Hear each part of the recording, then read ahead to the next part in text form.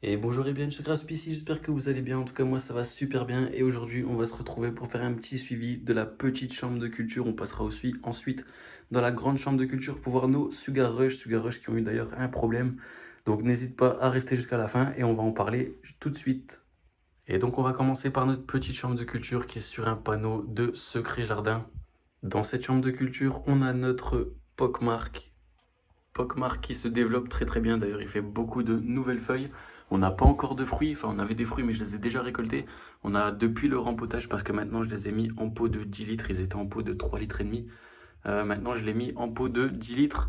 J'en ai un qui est parti à l'extérieur et donc j'ai décidé d'en garder un en intérieur.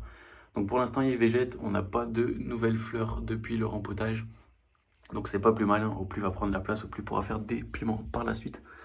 Donc ouais, on peut voir les anciennes feuilles qui sont mauve violette.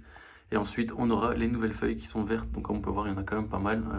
Il a plutôt une bonne croissance. On peut voir également qu'on a ici des nouvelles pousses qui commencent à se faire le long du tronc. Qui sont tout en bas d'ailleurs, je vais les enlever bientôt. Par contre, celle-ci, je vais la laisser. Donc on a des feuilles qui sont bien épaisses, une bonne croissance. On n'aura plus qu'à avoir des nouveaux fruits.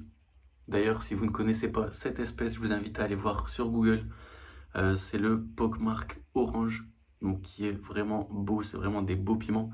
Ils commencent par être noirs, ensuite ils vont virer tout doucement vers le orange, et ça en fait une variété qui est assez jolie, surtout au niveau du passage du noir vers l'orange. Donc Pockmark orange qui est une variété de Capsicum chinense.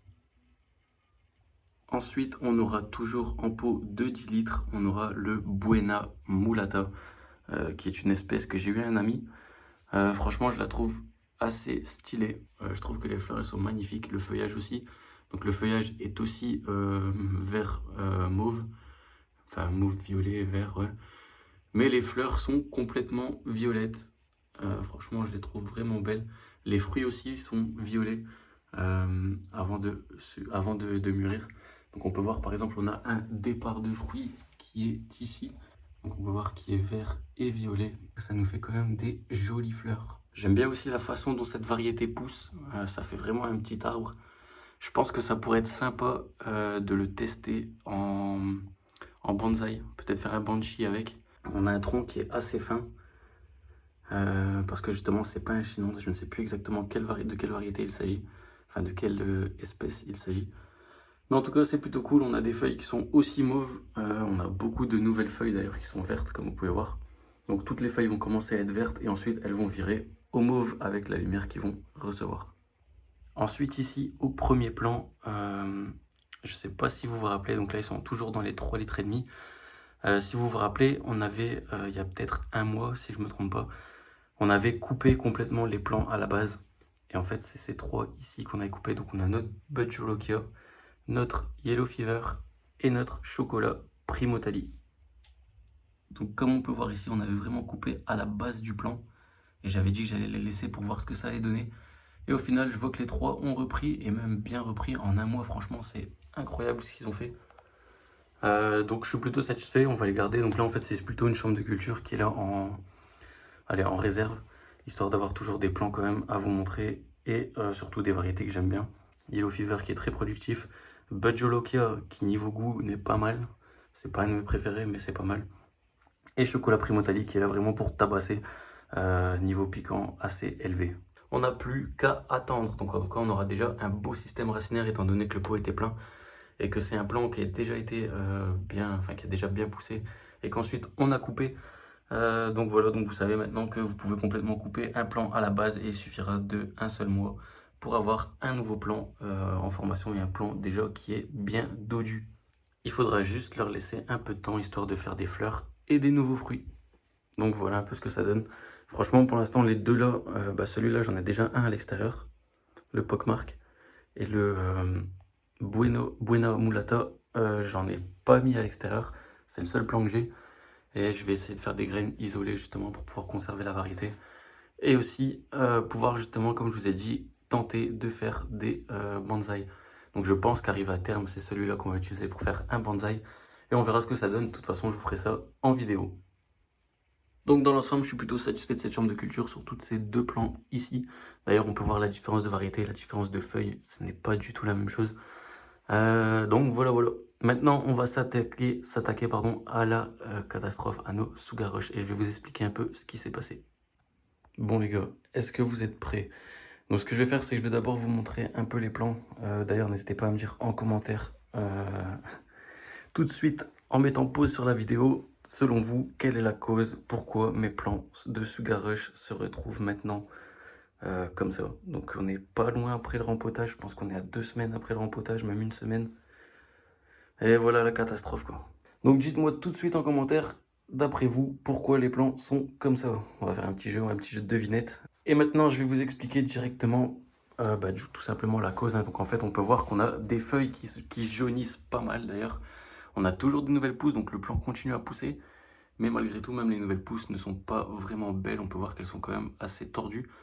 Les anciennes feuilles qui virent au jaune doré, on dirait limite une brûlure, mais ce n'est pas du tout une brûlure. Donc d'après vous, qu'est-ce que ça peut être?